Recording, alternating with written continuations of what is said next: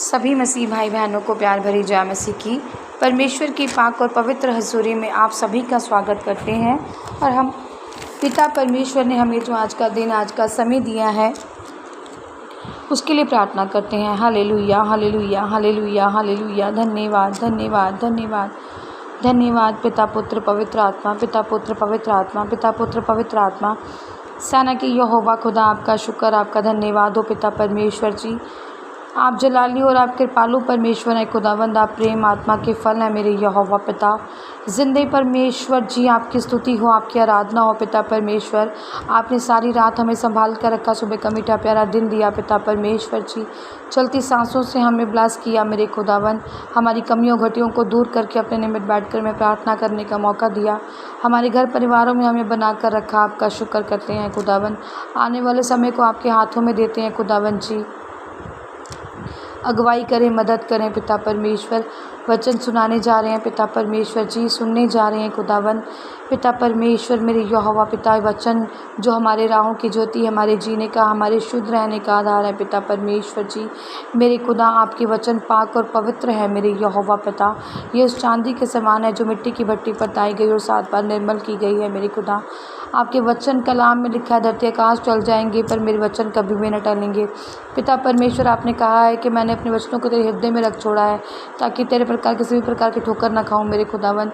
सचमुच खुदावंद, आपके जो वचन है पिता परमेश्वर जी, जो बाइबल में लिखे हैं खुदावंद, वो हमारे मार्गदर्शक हैं पिता परमेश्वर जी। हमें सही रास्ता दिखाते हैं पिता परमेश्वर जी, और हमें बचा कर संभाल के रखते हैं। इन वचनों के द्वारा हम चलाए और बचाए जाएँ और आपकी बड़ी सामर्थ्य को अपनी ज़िंदगियों पर पा जाएँ।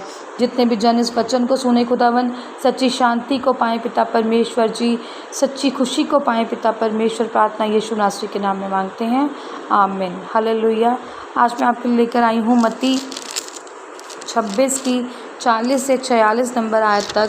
टॉपिक मैंने कल आपको बताया था, गतसमनी में प्रार्थना, कि कैसे परमेश्वर जब उदास थे, वो दुखी थे परमेश्वर, तो परमेश्वर से लगातार वो प्रार्थनाओं में बने रहे। लिखा है, आगे पढ़ते हैं। फिर उसने चेलों के पास आकर उन्हें सोते पाया और पतरस से कहा, क्या तुम मेरे साथ एक घड़ी भी ना जाग सके। हालेलुया। अब यहाँ पर परमेश्वर जाहिर कर रहे हैं कि तुम अपने आप को मेरे लिए मारने की बातें करते हो, मुझसे प्रेम करने की बात करते हो, मेरे साथ साथ चलने की बात करते हो, और तुम्हें मैंने एक आज्ञा दी कि प्रार्थना में बने रहो ताकि तुम परीक्षाओं में ना पड़ो, और तुम अभी भी सो रहे हो। तो परमेश्वर ने पतरस से कहा कि तुम अभी भी सो रहे हो, और मैं तुमसे कहा था कि प्रार्थना करते रहो, जागते रहो, प्रार्थना करते रहो ताकि संकट की घड़ी तुम पर ना आ सके। हालेलुया। अब किसी ये भी है कि हमें एक, जिसे हम प्रेम करते हैं, और उसने हमें एक आज्ञा दी और हमने वो आज्ञा नहीं मानी। कुछ तो परमेश्वर पहले ही दुखी थे और कुछ उनके इस स्वभाव से भी वो दुखी हुए होंगे। आगे लिखा है, जागते रहो और प्रार्थना करते रहो कि तुम परीक्षाओं में ना पड़ो। आत्मा तो तैयार है परंतु शरीर दुर्बल है। सचमुच ऐसा ही होता है प्रिय भाई बहनों, कि मेरे साथ तो ऐसा होता है कि जब मैं सो भी रही होती ना, पिता परमेश्वर मुझे प्रार्थना करनी है, खुदावन मुझे प्रार्थना करनी है, या मेरा काम ख़त्म हो जाए जल्दी, मैंने प्रार्थना करनी है, मुझे कोई डिस्टर्ब ना करे तो मुझे प्रार्थना करनी है। तो मैं मानती हूँ कि शरीर की जो थकान है, जो शारीरिक चीज़ें जो हमारी हैं, वो हमें कई बार प्रार्थना करने नहीं देती, पर हमने इसकी भी प्रार्थना परमेश्वर से ही करनी है कि परमेश्वर हमारे शरीर में जिस भी चीज़ की कमी है, जो हमें प्रार्थना करने से रोकती है, या कोई जो दुष्ट आत्मा है या थकावट वाली आत्मा है, पिता परमेश्वर मेरे यहोवा पिता, मैं प्रार्थना करती हूँ कि उन्हें आप दूर करें, ताकि मैं खुले दिल से आपके समान बैठकर, आपके निमित्त बैठकर, घुटनों पर आकर आपसे प्रार्थना कर सकूँ खुदावन, और बनी रहूँ आपकी प्रार्थनाओं में। तो यही कहा था कि आत्मा तो तैयार है तुम्हारी, पर जो शरीर है वो क्या है, दुर्बल। अब शरीर तो हमें कहता है कि सो जा, पर क्या हम सारे दिन सोते ही रह सकते हैं? क्या हमें और कोई काम नहीं है? तो जब हम अपने कामों के लिए जाग सकते हैं, तो क्या हम प्रार्थनाओं के लिए नहीं जाग सकते? आज हमें किसी शादी में जाना हो तो हम लोग कैसे 12-12, 2-2 बजे डीजे चल रहा है और नाच रहे होते हैं, पर हमसे आज कहे ना कि 12 बजे प्रार्थना कर लो, तो हमसे नहीं की जाती। हालेलुया। वही परमेश्वर का कहना है कि आत्मा तो तैयार है, आत्मा तो कह रही है कि करो प्रार्थना, पर तुम शरीर से लाचार हो जाते हो और शरीर की आवाज़ को सुन लेते हो और दुर्बल होकर बैठ जाते हो, पर आत्मा की आवाज़ को नहीं सुन पाते। हालेलुया। तुम्हारा जो शरीर है वो तुम्हारी आत्मा पर भारी हो जाता है। फिर उसने दूसरी बार जाकर यह प्रार्थना की, हे मेरे पिता, यदि यह मेरे पिए बिना नहीं हट सकता तो तेरी ही इच्छा पूरी हो। हालेलुया। अब परमेश्वर खुदा चाहते थे कि ये प्याला पिए बिना रहा जाए, पर नहीं, जब ये नहीं टल सकता था क्योंकि वो ज़रूरी था, परमेश्वर जो दुनिया के पापों को अपने ऊपर लेना चाहते थे, तो परमेश्वर ने बल मांगा खुदा से कि परमेश्वर फिर से प्रार्थना की और परमेश्वर की सामर्थ प्रभु पर उतरी और प्रभु को बल मिली, ताकत मिला प्रभु को, और तभी वो क्रूस पर लटकाए जाने के लिए वो बल को प्राप्त कर सके। उन्होंने परमेश्वर से फिर प्रार्थना की कि हे परमेश्वर जी, ये टल जाए, पर अगर नहीं टल सकता, अगर आपकी इसमें मर्जी नहीं है और मेरा चढ़ाया जाना क्रूस पर ज़रूरी है, तो भी मेरी नहीं, आपकी ही इच्छा पूरी हो। यहाँ पर बार बार परमेश्वर एक बार, दो बार, तीन बार दुखी हैं, संकट में हैं, लाचार हैं, उदास हैं, परेशान हैं, पर वो फिर भी क्या कर रहे हैं, लगातार प्रार्थना में बने रहते हैं। मुझे किसी का कॉल भी आया और मुझे किसी ने कहा कि सिस्टर जी, जब हम दुखी होते हैं तो प्रार्थना नहीं कर पाते हैं। तो मैं मानती हूँ कि नेचुरल सी ये बात है कि नहीं होती होगी, पर अगर वो हमारे में एक कमी है जो हमें आत्मिक रीति में बढ़ने से रोक रही है, और अगर हम उस कमी को प्रार्थना करके काबू पा लेते हैं, तो वो हमारी सबसे बड़ी जीत है। हालेलुया। तब उसने आकर उन्हें फिर सोते पाया, क्योंकि उनकी आंखें नींद से भरी थी। उन्हें छोड़कर वह फिर चला गया और उन्हीं शब्दों में फिर तीसरी बार प्रार्थना की। अब वो फिर एक बार उनको जगाने के लिए आए, फिर बताने के लिए आए कि प्रार्थना में बने रहो, पर वो क्या हो गई, उनकी जो शारीरिक चीज़ थी वो उनकी आत्मा पर भारी हो गई और नींद ने उन्हें क्या लिया, घेर लिया। उनकी आंखें क्या हो गई, भारी हो गई, और वो उन्हें छोड़कर वो फिर सो गए और उन्हें छोड़कर परमेश्वर फिर पहाड़ पर गए और जाकर तीसरी बार परमेश्वर से प्रार्थना की और वही कहा, परमेश्वर कि मेरी नहीं, तेरी मर्जी पूरी हो। आज हमें भी कोई पैसा मांगता है, कोई दौलत मांगता है, कोई नौकरी मांगता है, कोई बड़ा घर मांगता है, कोई खेत मांगता है, कल्याण मांगता है, पर हमें सचमुच जो प्रार्थना करनी चाहिए खुदावंद, वो यही करनी चाहिए कि परमेश्वर, हमें नहीं पता कि हमारे लिए क्या सही है, जिस तरह से आपने हमें इंसानी जीवन दिया है वैसे ही हमारी जो इंसानी ज़रूरतें हैं उन्हें आप जानते हैं खुदावंद।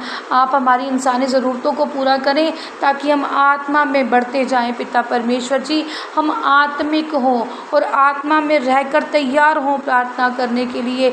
जिस टाइम परमेश्वर का आदेश तुम्हें हो, उसी टाइम अपने घुटने टेक कर प्रार्थना करने के लिए बैठो, क्योंकि प्रार्थना में बहुत शक्ति है। प्रार्थना में ही परमेश्वर बल प्रदान करते हैं, प्रार्थना करने से ही परमेश्वर बुद्धि देते हैं, प्रार्थना करने से ही परमेश्वर बड़े बड़े कलेशों को दूर कर देते हैं, संकटों को आपकी ज़िंदगियों से दूर कर देते हैं।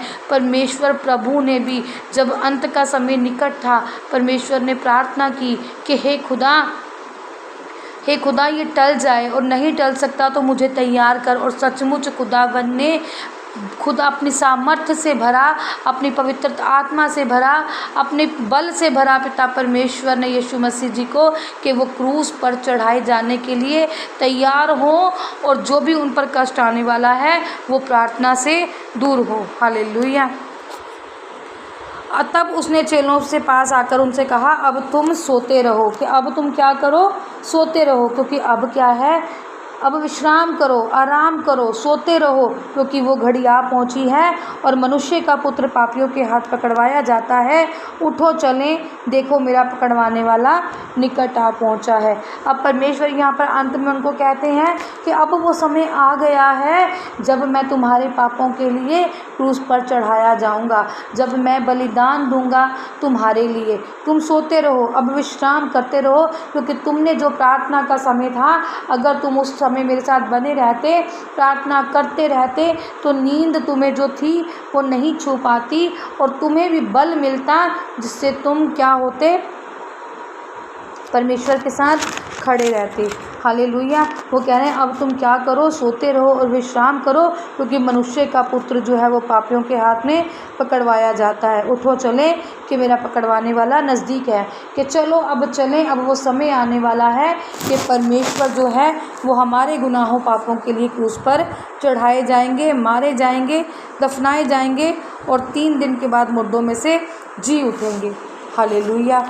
तो सीखने वाली बात यहाँ है प्रिय बहनों कि हमें सुबह उठते बैठते जागते परमेश्वर के भय में रहना है, प्रार्थना में बने रहना है। सचमुच प्रार्थना में बहुत सामर्थ है। प्रार्थना बड़े बड़े कामों को छोटा कर देती है। प्रार्थना प्रेम करना सिखाती है।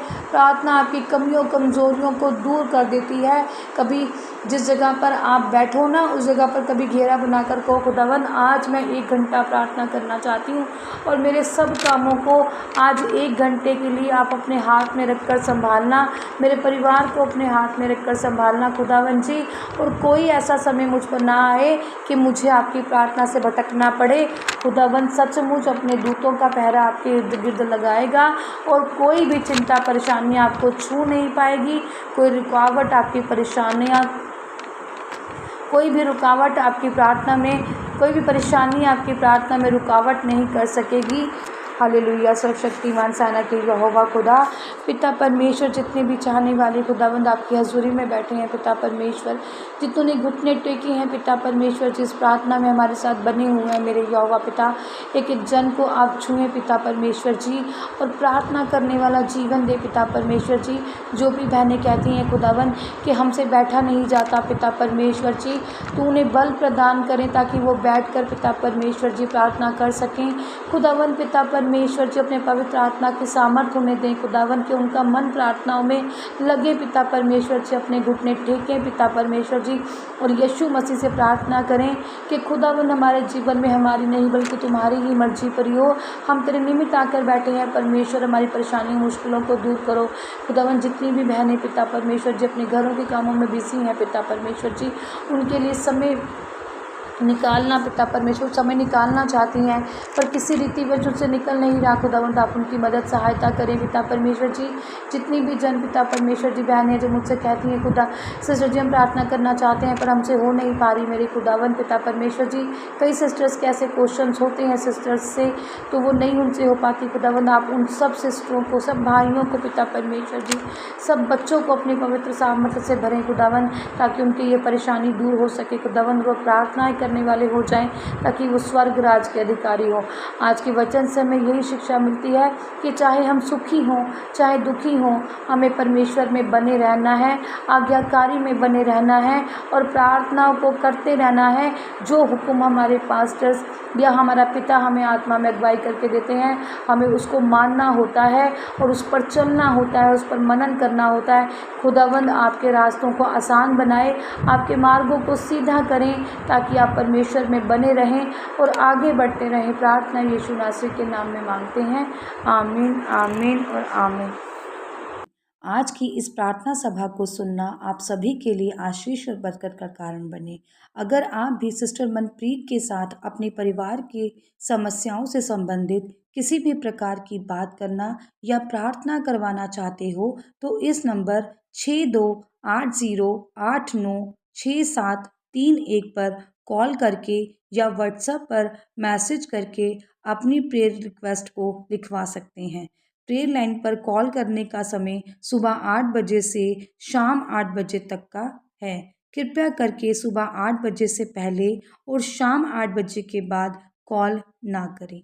धन्यवाद। सभी को प्यार भरी जय मसीह की।